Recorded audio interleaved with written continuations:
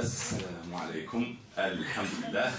Je vois qu'il y a de l'énergie positive, je vois qu'il y a vraiment de l'ambiance en France par toute notre présence et influence, mashallah alaikum. Maintenant, on entame la deuxième partie, celle des échanges, c'est-à-dire celle du débat autour de notre thématique, qui est bien sûr, comme vous l'avez entendu, sur le savoir, la science et son importance pour les musulmans, l'islam et toute l'humanité.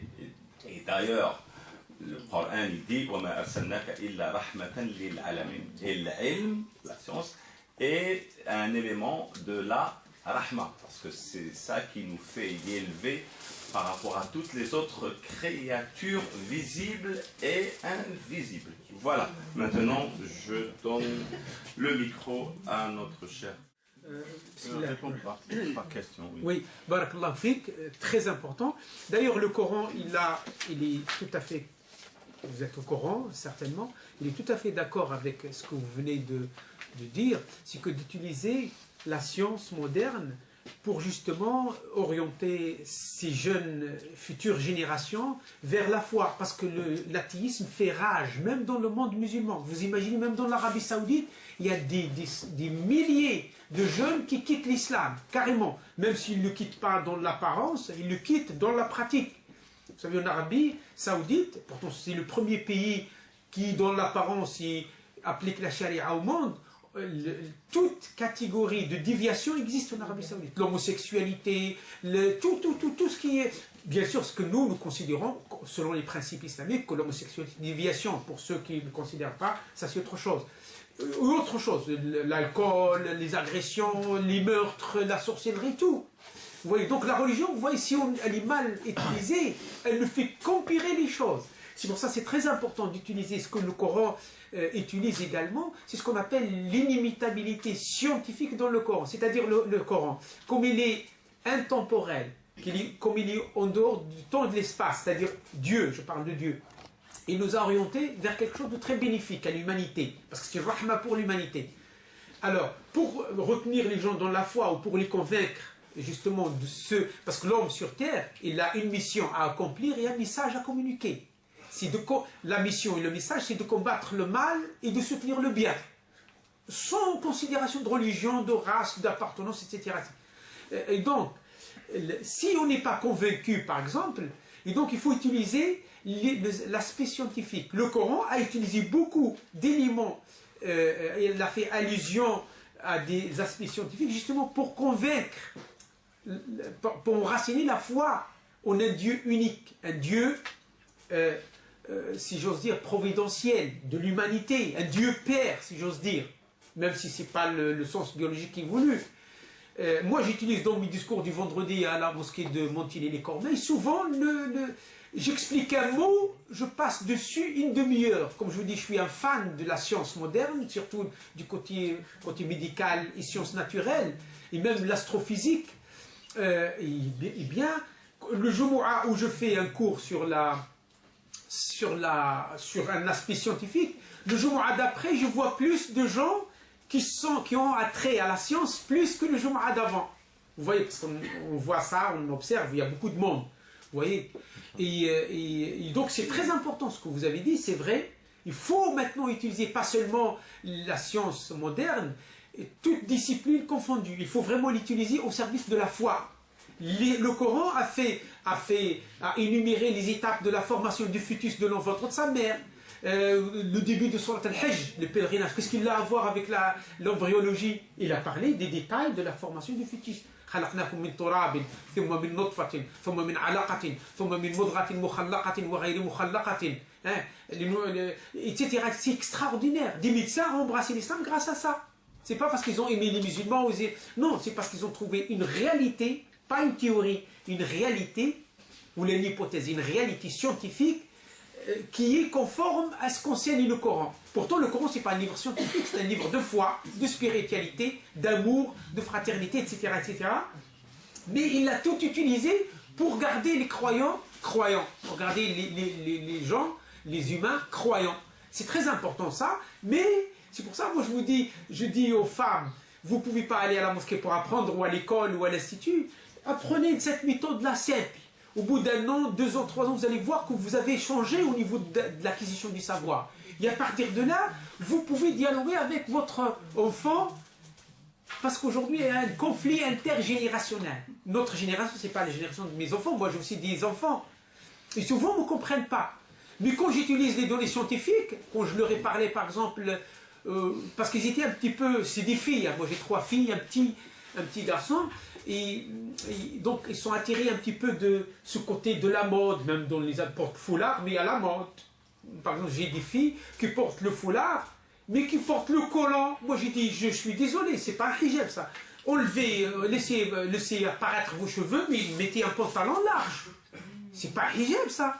Parce que l'islam interdit de montrer l'aura. Les cheveux, il y a un débat là-dessus. Mais l'aura, il est absolument interdit de la montrer. Tu mets un foulard, un beau foulard à la mode et tu mets un collant en bas. C'est dramatique. C'est plus tentant que... Vous voyez, donc c'est ça la perversion de l'islam, de la religion. Vous voyez, c'est important. Vous savez, il y a aussi, vous savez, les derniers, les plus grands athées là, un Anglais, un Américain, j'ai oublié leur nom, quand ils ont découvert, vous savez, ce qu'on appelle la théorie qui a engendré l'équation mathématique qui a engendré le Big Bang. On appelle ça le constant cosmologique. Ils ont dit, on a appris, pourtant avant ils enseignaient l'athéisme, ils ont dit, on a appris qu'il n'y a pas de hasard. L'univers est venu à partir d'une intelligence, parce que cette équation mathématique qui a créé la première explosion à partir de laquelle l'univers s'est créé, la matière s'est formée, et si l'univers s'est élargi, qui est déjà, il a dit, ce n'est pas possible que ça vienne du néant. C'est une intelligence qui a écrit ou qui a géré l'univers par cette équation. Et franchement, quand j'ai parlé de ça dans un discours de vendredi, c'est dans le Coran. Donc le Big Bang, il est mentionné dans le Coran. Vous voyez, pas dans les détails, mais d'une manière générale. Eh bien, j'ai vu des jeunes, parce que mon téléphone il est un peu partout, qui m'envoient des SMS, qui me demandent, des jeunes, des enfants, hein, souvent, qui me demandent de leur expliquer cet aspect-là, comment il est dans le Coran. Ils disent oui, mais mes parents ne m'ont jamais parlé ça. Je dis oui, ça dépend de quels parents vous parlez. Si vos parents ils sont scientifiques, ils vont vous parler de ça certainement. Mais s'ils sont des gens ordinaires, traditionnels, ils ne peuvent même pas comprendre ces éléments. Il faut vraiment s'instruire dans les autres sciences pour pouvoir comprendre le Coran convenablement. C'est pour ça le Coran, le miracle coranique, le miracle islamique, il est dans le Coran lui-même, ni dans Mohammed sallallahu alayhi wa sallam, ni dans autre chose. Avant Moïse, son miracle, c'était quoi? C'est pas un livre. Le miracle de Moïse, c'était les miracles d'ordre matériel. Le combat de la sorcellerie des sorciers de Pharaon, la main blanche qui éblouit les gens présents, les plaies, les 9 plaies de l'Égypte, etc., etc. Mais c'est fini ça. L'humanité a atteint un niveau intellectuel très mature, très évolué. Il faut un autre genre d'inimitabilité, de miracle scientifique. Et le Coran, comme il est intemporel, donc il a utilisé ça. Bravo, c'est une question très importante, mais il faut s'instruire, il faut connaître les autres disciplines pour pouvoir parler de ces éléments en liaison avec le Coran. L'imam, qu'est-ce qu'il a dit? Ils lui ont dit, est-ce que la femme, elle peut accomplir le hajj sans un mahram, sans l'autorisation de son mari? Il a dit oui, absolument. S'il est incapable d'aller avec elle, de la ramener, elle y va, même sans autorisation. Pourquoi? Parce qu'elle est entre 2 ordres. Son mari qui l'empêche d'aller accomplir une obligation, et son Dieu qui l'appelle à faire une obligation. Donc elle doit. Les savants ont dit, et la science? Il a dit là, c'est mieux, la science aussi comme c'est une obligation, c'est mieux de trouver un accord. Mais s'il refuse, lui, de l'instruire, s'il instruit, eh bien, elle a le droit de désobéir pour apprendre. Vous voyez? Donc là, on ne parle même pas de mahram, parce qu'aujourd'hui, nos frères, ils nous disent, oui, la femme, même quand elle va aux toilettes, il faut un mahram avec elle. C'est dramatique. Elle va au marché pour faire des courses, acheter des oignons et des patates, il faut un mahram. Comme si c'est le seul qui a une femme qui va être volée ou kidnappée. Les femmes, elles se baladent nues. Ta femme, elle est couverte, etc. Et tu as peur pour elle. Subhanallah, il faut être réaliste. Ils ont fait des musulmans des obsédés sexuels. Les gens, ils rigolent sur nous. On est tellement dans une crise de confiance que lorsqu'on voit des Français, ou là un Français avec une Française qui lui fait la bise parce que c'est un collègue de travail, on pense toujours mal. On dit, oh, c'est leur manière de vivre, c'est une politesse, c'est une marque de politesse. Moi, je la vois comme ça. Moi, je ne vois pas que tous ceux qui se font la bise, c'est des pervers sexuels. Pourquoi tu as cette mauvaise... Chez nous aussi, chez nous, franchement, moi, je faisais la bise quand j'étais jeune à mes cousines, mais ouais, pas de problème. Si je ne fais pas la bise, eh bien, un boycott total, personne n'en parle. Moi, j'ai jamais pensé de mal, wallahi al-azim. Et aujourd'hui, en apprenant la religion, il y a des gens qui me disent, oui, si tu serres la main d'une femme, tu es classe, tu la dragues. C'est quoi cette maladie? C'est dramatique. Enlevez ça, n'écoutez pas ces gens-là, c'est une honte dans l'islam. Donc c'est pour ça, moi je dis à la sœur, vous trouvez le moyen d'aller apprendre, bien sûr sans causer des dégâts dans la famille aussi. Il faut toujours négocier pour le bien, si on veut faire du bien. Il ne faut pas utiliser une méthode machiavélique. Il faut toujours utiliser, par la violence, l'entente, l'accord, et aller apprendre. De toute façon, les savants, ils disent, à part les savants, entre parenthèses, rigoristes, salafistes, qui disent non, la femme n'a pas le droit de sortir de la maison de son mari du tout, même pour acheter du lait à son bébé. C'est pas grave. Hein, il y a des gens qui partent au Hajj, on ferme sa femme, hein, elle ne bouge même pas pendant un mois. Hein, les voisins, ils lui jettent le lait par-dessus pour nourrir ses enfants. C'est dramatique, j'en ai vu ça. Donc, si vous trouvez un pays arabe, aujourd'hui, malheureusement, il y a l'hiver arabe, le printemps arabe, dans les pays arabes, ça ne permet pas beaucoup de sciences, à part peut-être le Maroc, hein, où il y a beaucoup de sciences, il y a des universités islamiques, où il y a une paix sociale relative où vous pouvez apprendre, mais il faut choisir les bons professeurs aussi, parce qu'il y a des risques, vous voyez. Voilà. Mais ici, moi je pense qu'ici, vous pouvez apprendre, il y a des instituts qui consacrent beaucoup de temps pour former des femmes, des hommes, et il n'y a pas de problème du tout. Vous voyez, c'est une question de volonté. Regardez, alors, Ruqya en tant que pratique islamique, elle existait, mais pas de cette manière qu'on l'a pratiquée.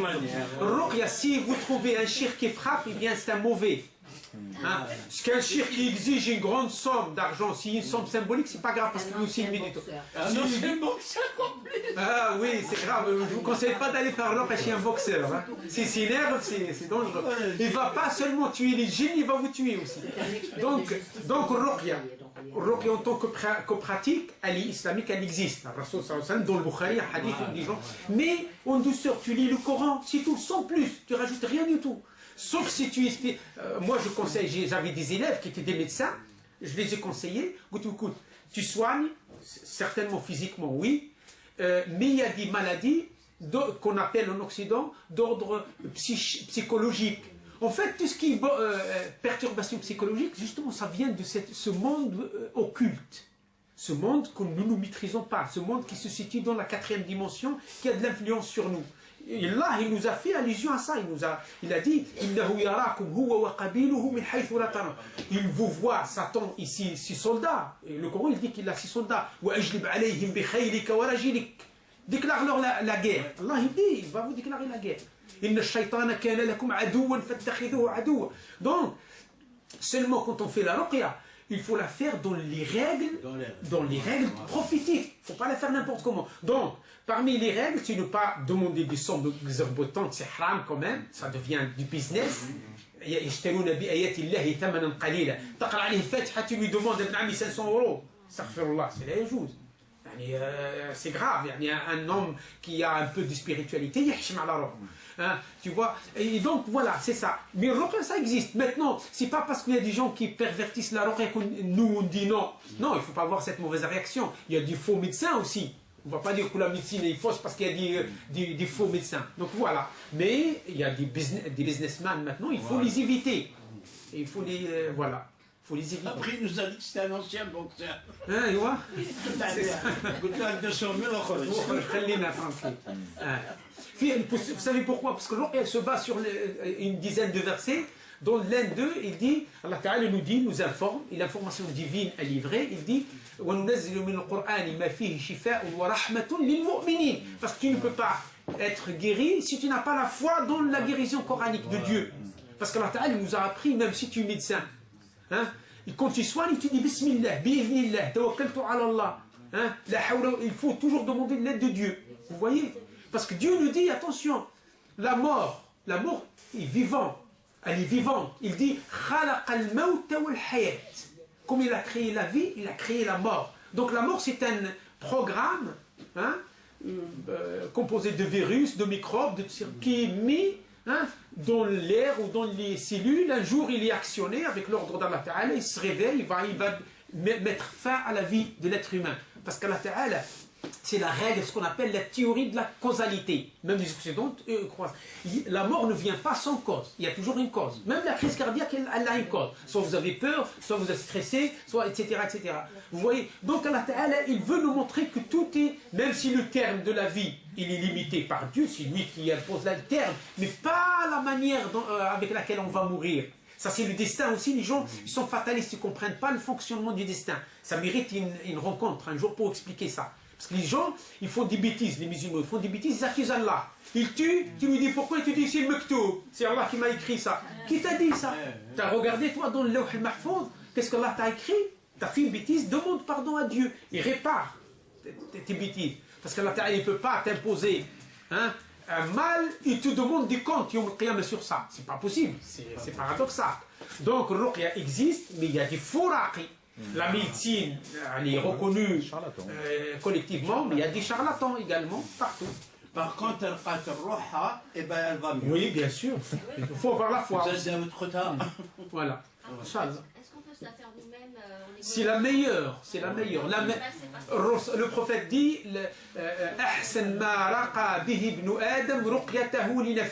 la meilleure ruqya, c'est celle que s'applique. Mais il faut avoir la foi. Parce que le prophète, il nous dit, si vous avez la foi, comme les oiseaux qui partent le matin affamés, et ils retournent rassasiés, hein, et donc Allah Ta'ala vous aurez donné votre gain là où vous êtes. لو توكلتم على الله حق التوكل لرزقكم كما يرزق الطير تغدو خماصا وتروح بطانا. Mais nous on doute même de Dieu parfois, et ça c'est pas bon. Vous savez, quand vous avez la foi forte, c'est que vous avez une bonne psychologie, vous êtes forte psychologiquement, et même les maladies guérissent plus rapidement que les... Vous voyez? Voilà. Vous pouvez faire une recherche sur le... J'ai pas en tête le numéro ni la sourate. الأنبياء إن السماوات والأرض كانتا رتقا ففتقناهما. Donc là, il vous a dit la sourate, les prophètes. Donc vous tapez sur votre sourate al-Anbiya, vous allez voir. Aucun livre ne remplace l'autre, mais il est bon ce livre-là. Le jardin des vertueux, Riyad al-Salihin, il est très bon. Parce qu'il est fait par l'imam al-Nawawi. L'imam al-Nawawi, c'est un Syrien, c'est un Damascène. Moi, j'ai visité sa chambre, parce que c'est un homme qui n'était jamais marié. Il est mort à 43 ans. C'est un grand savant, il a écrit des livres, vous savez, il a écrit, ils ont dit que les livres qu'il a écrits, ils dépassent les jours les années de sa vie. Vous voyez? Il a écrit plus de 450 livres. C'est un homme qui s'est consacré à la da'wah. Parce que vous me dites, oui, mais le musulman doit se marier. Non, si vous maîtrisez, vous n'avez pas besoin du mariage, vous n'êtes pas obligé de vous marier. Homme ou femme. Il y a des savants dans l'islam qui ne se sont pas mariés, qui sont consacrés à l'islam, à donner, c'est tout. Ils ont dit, voilà, on n'est pas... Mais ils se maîtrisent, attention, si on n'arrive pas, ils vont mieux se marier pour éviter les problèmes. Vous voyez? Donc, Riyad al-Salihin, il est bon, mais rajoutez à ça un livre sur la vie du prophète, pour connaître un petit peu le prophète. Un livre sur les femmes du prophète, pour voir comment la femme, elle se comportait à l'époque du prophète. Un livre... Ça, on voit à la télé, il le passe... Oui, c'est bien aussi, c'est voilà, bien. On regarde comme des oui, mais il faut retenir pour enseigner aussi. C'est pour ça que j'ai appelé, je ne sais pas, peut-être vous n'étiez pas là dès le début. Oui, justement, j'ai appelé, j'ai même donné une méthode simple pour s'instruire. Parce qu'il faut aussi en avoir les moyens de savoir lire le Coran. Vous voyez, parce qu'un journaliste qui ne connaît même pas ce que vous avez dit, l'interversion des lettres pour changer les sens dans la direction sémantique des mots, je ne pense pas qu'un journaliste francophone puisse interpréter le Coran et faire une bonne exégèse, c'est faux. Donc il faut vraiment maîtriser les outils de la réflexion, la méditation, l'ijtihad dans la compréhension du Coran. Je suis tout à fait d'accord. Mais il faut lire d'abord, s'instruire et après passer à cette phase qui est une phase de réflexion intellectuelle et d'ijtihad. C'est les 1000 vérités. Hein. C'est un Algérien qui l'a écrit. Oui, j'ai vu ce livre. Voilà. Voilà, donc un bon livre qui vous aide un petit peu aussi à... notre carence dans le savoir musulman, ça influence même notre comportement avec Dieu, vous imaginez. Plus on est savant, plus on est conformément à la volonté de Dieu par notre... Regardez, un jahl, il peut adorer Dieu comme il veut, beaucoup. Un ignorant, c'est-à-dire quelqu'un qui manque de connaissance de Dieu. Il peut prier beaucoup, peut jeûner beaucoup, faire beaucoup de dons, mais il peut le faire selon sa compréhension, selon sa volonté. Et si votre volonté n'est pas conforme à la volonté de Dieu, donc c'est comme si vous n'avez rien fait. C'est pour cela que le prophète dit dans un hadith que j'ai là devant les yeux, l'apprentissage pendant 1 heure, c'est mieux que de prier 1000 rak'ah. L'apprentissage du savoir pendant 1 heure, c'est mieux que d'aller prier 1000 rak'ah. Tu pries en pensant à tes moutons ou à ton argent, ça sert à quoi? Vous savez, toute adoration, si elle n'est pas basée sur une profonde concentration intellectuelle, elle n'est pas acceptée. Elle est vide de sens, c'est-à-dire elle est vraiment spirituelle. Si vous priez, et vous rentrez dans la prière tellement, vous rentrez dans la prière que vous oubliez tout ce qui vous entoure, dunya. C'est pour ça que le prophète il dit, la prière fait partie de l'au-delà. Si vous y pénétrez, hein, vous sortez de ce bas monde. Et bien si vous priez, vous êtes toujours présent. Il y a des gens qui prient, qui comptent combien de personnes qui prient là, combien de personnes là. Il y a des gens qui me disent, Achir, moi j'ai trouvé, j'ai pu calculer ma zakat pendant la prière. Regarde Shaitan, comme Shaitan c'est un grand savant, il me dit, c'est pas grave, calcule ta zakat pendant la prière parce que c'est une adoration dans une autre. C'est bon. Alors c'est faux, tu ne peux pas faire ça. Dans la prière, tu dois... Oui. Donc tu dois absolument te concentrer sur Dieu et l'amour de Dieu. C'est tout parce que c'est ça le but, c'est la satisfaction d'Allah. Voilà, donc c'est ça le plus important. Et ça ne vient qu'avec la connaissance. Parce qu'il y a la science, et le cœur de la science, c'est la connaissance. Une science qui ne te ramène pas à la connaissance de Dieu, et la connaissance de Dieu qui ne te ramène pas vers l'amour de Dieu, l'amour de Dieu qui ne provoque pas une émanation d'amour sur les sujets de Dieu, l'humanité. Le prophète dit, l'humanité, les humains sont les sujets de Dieu. Le plus proche à Dieu, c'est le plus utile à ces sujets. Vous imaginez? Comme je vous ai dit, dans les 3 communautés aujourd'hui, musulmanes, juifs et chrétiennes, qui sont censés être les mêmes frères du même monothéisme, ils se détestent à mort. Pourquoi? Vous avez un seul Dieu. Pourquoi? On trouve les athées qui sont plus aimables dans leur comportement et même dans leur sens humain que les religieux. Aujourd'hui, le religieux, il est devenu une catastrophe. Pourquoi? Parce qu'il il s'est créé sa propre version de sa religion. Sinon, la religion, elle est bonne.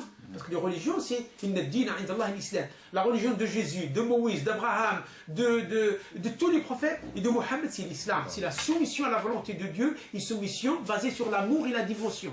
Il faut comprendre cela. Mais on est encore loin. Ça vient quand?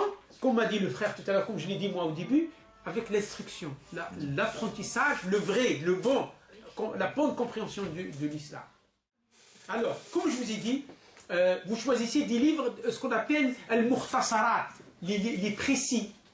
Dans chaque discipline, vous achetez ou vous téléchargez, maintenant tous les livres sont pratiquement gratuits sur Internet, téléchargeables. Vous prenez un livre dans la croyance, parce qu'il y a plusieurs disciplines, surtout 12 disciplines sont très importantes. Parmi ces disciplines, on a par exemple la croyance, la aqida. La aqida, c'est quoi? C'est la manière avec laquelle on doit regarder Dieu, on doit le penser. Parce que c'est ça, le rappel, c'est de penser Dieu. Le rappel, ou le dhikrullah. Le dhikr, c'est le rappel. Le dhikr, c'est pas subhanallah, alhamdulillah, quoi. Tu peux faire 1000 fois comme ça, ça ne change pas ta pensée de Dieu. Par contre, le rappel de Dieu, c'est façonner sa pensée de Dieu. C'est quoi ce Dieu? Il est bon, il est miséricorde. Et quand tu penses Dieu comme ça, selon ses bons noms et ses attributs de perfection, tu essaies de l'imiter, tu essaies de t'imprégner de cette bonté. Tu deviens meilleur, tu refaçonnes ta vie. C'est ça le dhikr. C'est pas ce qu'on a hérité de nos ancêtres. Voilà, c'est vrai, ça a de l'influence, certainement. Quand tu dis Bismillah, Alhamdulillah, Subhanallah, la ilaha illallah, mais on est tant concentré du sens du mot, pas sur le mot. Les gens, ils comptent combien il fait. Là maintenant, ils font des calculs sur Internet. Vous avez reçu si tu dis Allahumma salli ala Muhammad 1000 fois et tu le passes à 10 personnes, donc 1000 fois 10, je ne sais pas combien, et 10 fois 100 000, combien il calcule. Qui t'a dit qu'on a calcul comme toi? C'est faux, c'est un calcul mathématique faux. Allah ne calcule pas comme ça du tout. Ce n'est pas une opération mathématique. Non, non, non, non, parce que si c'est comme ça, et personne on restera tous par terre, sur notre faim. Non, non, non, c'est pas comme ça. Allah ne calcule pas ça. Regardez les jeunes, comment il dit. Hein? Calcule comme tu veux. Tu peux même pas atteindre, tu peux même pas imaginer la récompense qu'Allah va te donner quand tu jeûnes par sincérité à Allah. C'est incalculable. Vous comprenez? Donc évitez ça. Ne perdez pas votre temps à lire ce genre de débilité là sur Internet. Vous calculez les trucs, allez fais-le. Et toi tu laisses ton travail, tu commences. Subhanallah, alhamdulillah. C'est pas ça le rappel dans le Coran, c'est pas ça. Ça c'est bien pour, vous savez, parce que ça a de l'influence sur l'esprit. Mais pas ça tout le temps. Le rappel c'est avoir Dieu constamment dans son esprit. D'où la piété. Éviter d'oublier Dieu. Pourquoi? Parce que si tu l'oublies, tu oublies. Ils ont oublié Allah, il les a fait oublier leur être. Il les a oubliés également.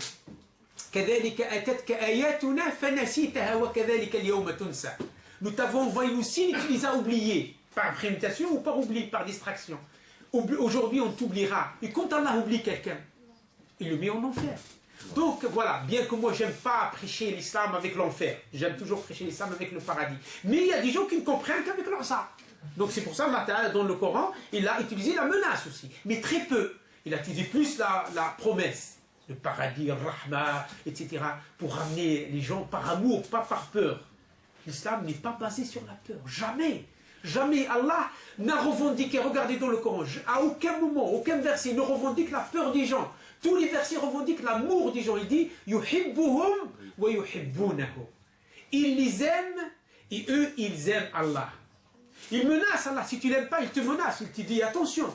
قل إن كان آباؤكم وأبناؤكم وأخوانكم وعشيرتكم أحب إليكم من الله ورسوله فانتظروا. Si vous aimez quelqu'un d'autre plus qu'Allah, vous pouvez aimer bien sûr votre famille, vos enfants, vos biens, mais pas plus qu'Allah. Parce qu'Allah mérite qu'on l'aime plus par-dessus tout. Vous comprenez? Allah, il revendique notre amour. Il veut qu'on l'aime, parce que lui, il nous aime. La condition qu'on l'aime. Vous voyez? Ça, c'est important. Il dit d'ailleurs, le vrai croyant, c'est qui? Les croyants, ceux qui ont vraiment cru, leur amour d'Allah dépasse tout. Il est par-dessus tout. Leur amour d'Allah est le plus fort. Tu peux aimer tes parents, tes enfants, tes biens et tout. Mais ton amour d'Allah dépasse tout. C'est ça le vrai croyant. C'est ça. Et qui aime Allah, aime ce qu'Allah lui demande. Allah rahma, tu dois être un rahma. Allah, l'autre, tu dois être une bonté. Latif, également. Aujourd'hui, c'est ça le problème. C'est qu'on comprend mal l'islam. On agit mal au nom de l'islam. On repousse les gens loin de l'islam. Heureusement qu'il y a une force intrinsèque à l'islam qui continue toujours à drainer des gens vers lui. Et Allah nous l'a dit dans le Coran. Si vous vous détournez du chemin de Dieu, Allah il va vous supplanter par d'autres peuples qui seront meilleurs que vous, qui ne seront pas comme vous. Vous voyez? Surtout si on connaît la vérité, on la laisse. C'est pour ça qu'il faut s'instruire. Il faut s'instruire, il faut apprendre, toujours. Et sans cesse. C'est vrai, le hadith daïf, mais le sens il est bon, il est authentique. Cherchez le savoir du berceau jusqu'au tombeau. Même, il y a des savants qui ils étaient en train d'agoniser, ils étaient en train de lire. Ou de demander à l'un de leurs élèves de lui lire une question juridique. Aurons-nous le courage de le faire? On le fait quand on est en bonne santé. C'est ça, il faut apprendre. Mais c'est un paradis. Vous savez, comme je vous ai dit, le prophète dit dans un hadith, même s'il est traité hadith Hassan li-ghayrihi, il dit Allah donne la richesse à ceux qui l'aiment et à ceux qui ne l'aiment pas, mais il ne donne le savoir qu'à ceux qui l'aiment. Vous voyez? Et quand on dit savoir, on dit piété, crainte de Dieu. Quand on dit crainte de Dieu, on dit amour de Dieu. Quand on dit amour de Dieu, amour de sa création, cet homme qui est un chef-d'œuvre divin. Donc on ne peut pas détester ce qu'Allah nous a donné. On ne peut pas aller à l'encontre de la volonté d'Allah subhanahu wa ta'ala. Vous savez, il y a un chrétien, un prêtre chrétien qui s'appelle Michel Leland. Il a écrit un livre en l'intitulant avec un verset coranique, parce que lui, je pense qu'il a compris la vérité dans le Coran. Il a intitulé « Si Dieu l'avait voulu ». Hein? Si Dieu l'avait voulu, si le verset qui dit « Si Dieu l'avait voulu, il aurait fait de vous une seule communauté. Il a voulu vous éprouver par vos différences. » Si Dieu avait voulu, il aurait fait de vous une seule communauté. Il n'a pas dit une seule race, parce qu'on est la même race. Une seule communauté. Non, il nous a créés différents, justement pour faire l'effort et revenir les uns vers les autres. Échanger. Voilà. Bon, je suis un peu long, hein, je parle trop, et ça c'est le problème des enseignants, c'est comme ça. Alors, la salate, elle fait partie de la religion, donc dites-moi quel est l'intérêt que la salate apporte aux croyants, pas à la religion. Parce que la salate c'est la religion, c'est l'une des parties de la religion. Alors, le prophète a répondu à cette question. Le Coran a répondu à cette question. Allah Ta'ala, pour voir si votre prière elle est bonne ou non, si elle est acceptée ou non, regardez le Coran, interrogez le Coran. Allah Ta'ala dit dans le Coran, Inna salata tanha anil fahsha'i wal munkar. La prière empêche de commettre des péchés et du mal. Le munkar c'est le mal, parce que tout le monde est d'accord pour renier, pour détester le munkar. Ça c'est le premier point. Si votre prière ne refaçonne pas votre vie, ne vous pousse pas à faire du bien et à éviter le mal, ça veut dire que votre prière n'est pas bonne. Le prophète a expliqué plus que ça. Il lui a dit, celui que sa prière, je l'ai dit tout à l'heure, ne l'empêche pas de faire du mal, il ne fait que s'éloigner de Dieu. Donc c'est ça, la prière normalement doit influencer notre vie. Pourquoi? Parce que la prière c'est un contact entre nous et Allah Ta'ala. Et dans ce contact, comme on est tellement dans la prière, dans l'adoration, dans la spiritualité, dans l'amour d'Allah subhanahu wa ta'ala, et dans la crainte aussi d'Allah subhanahu wa ta'ala, et donc ça doit, quand on sort de la prière, on devient nouveau. On s'est lavé vraiment de tout. On va drainer cette énergie qui est dans l'univers, qu'Allah ta'ala nous donne à travers notre cœur, mais pas seulement à travers notre corps. C'est ça la prière. La prière doit nous changer. Vous devez ressentir le changement après chaque prière. Sinon, ça ne sert à rien. Votre prière n'est pas bonne. C'est ça, ce que selon les textes, bien sûr, selon ma petite expérience. Dieu n'est pas physique, ça c'est sûr. Parce que s'il est physique, il est influencé par le temps et l'espace.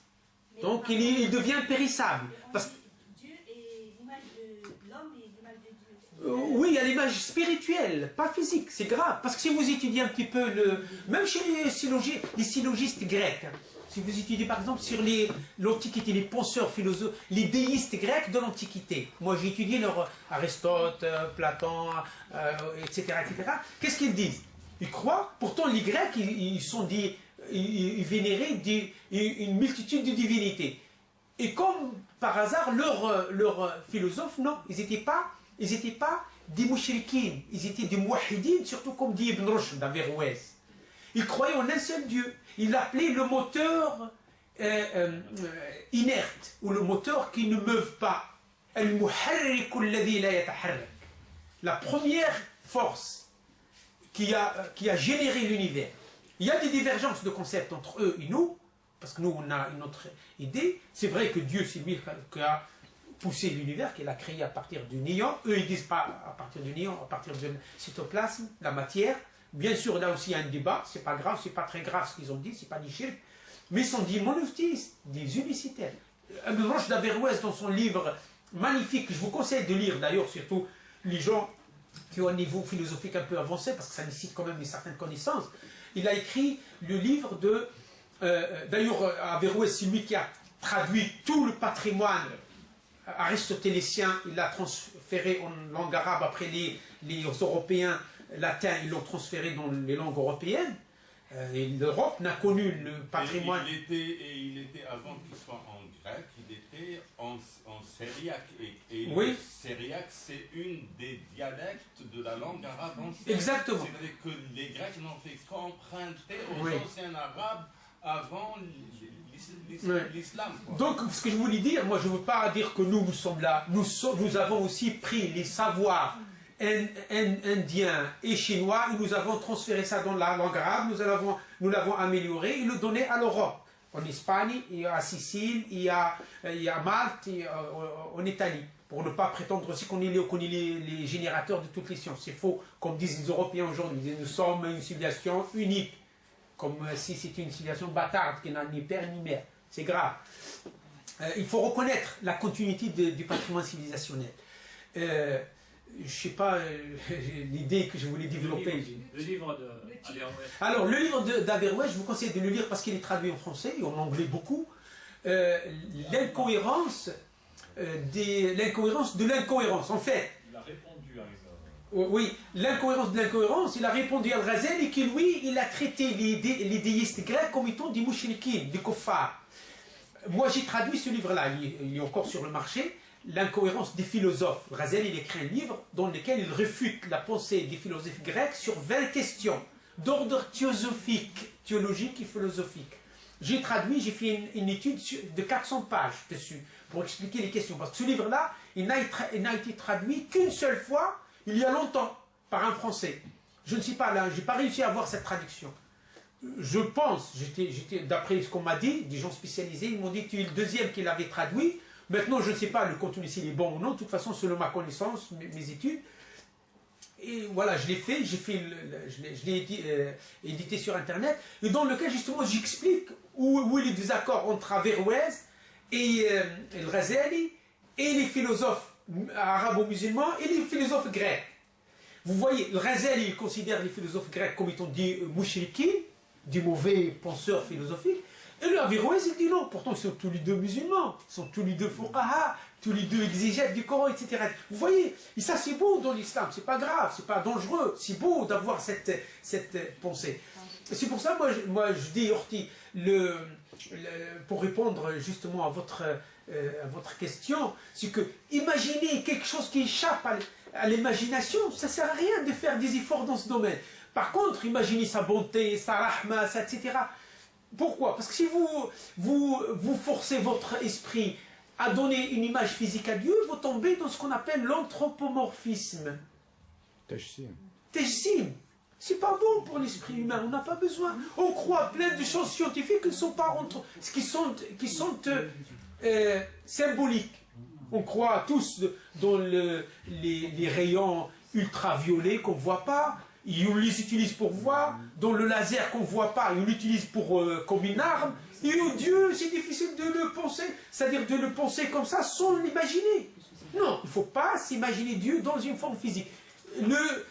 L'avoir dans le penser dans une forme, pas une forme, dans un aspect spirituel. Penser la bonté, la miséricorde, la providence divine, la rahma, etc. Ça, c'est magnifique. En plus, ça, parce que si vous pensez Dieu dans l'aspect physique, vous allez être limité. Vous allez l'assimiler à sa créature, donc vous allez être bloqué. Par contre, si vous pensez la rahma, est-ce que la rahma a des limites? Non. La bonté n'a pas de limite. Également, vous allez évoluer intellectuellement, spirituellement. C'est ça qui est plus beau. C'est cette direction dans laquelle le prophète a orienté Sahaba, il nous a orienté également. Donc c'est absolument, je ne dis pas interdit, parce que l'être humain il peut tomber dans cette déviation de réflexion, il y a des gens qui disent oui, moi j'ai imaginé Dieu dans telle image. Oui, ça, parfois l'homme il a cette imagination, mais il ne faut pas s'efforcer à le faire. C'est inutile. Pensez la bonté, pensez les qualités, ce qu'on appelle les attributs de perfection, mais pas, Dieu n'est pas physique. Dieu n'est pas physique. Tous ceux qui ont donné une image physique à Dieu, ils ont falsifié leur religion. Ils sont tombés dans la falsification de leur religion. Wallahu a'lam. Je pense qu'on est arrivé à terme de notre rencontre. Vous savez, on peut parler pendant une semaine, ça finira jamais. Ah oui. Surtout dans un esprit de fraternité, d'amour, de respect, d'ouverture. C'est beau. Par contre, si on parle dans un esprit de rigidité, de rigorisme, d'agressivité, on ne va pas s'entendre, on va se disperser rapidement. Merci beaucoup de votre attention. On fait un petit doua, Inch'Allah. Bismillahirrahmanirrahim. الحمد لله رب العالمين والصلاة والسلام على سيدنا محمد وعلى آله وصحبه أجمعين. اللهم إنك تعلم أن هذه القلوب قد اجتمعت على محبتك والتقت على طاعتك وتعاهدت على نصرة شريعتك واتباع نبيك واتباع قرآنك والعمل في سبيلك. فوفق اللهم أعضاءها واغفر لها ذنوبها ووفقها لكل خير يا رب العالمين، واغفر لنا ولوالدينا وللسادة الحاضرين والديهم. سبحان ربك رب العزة عما يصفون وسلام على المرسلين والحمد لله رب العالمين. وبارك الله فيكم. السلام عليكم ورحمة الله.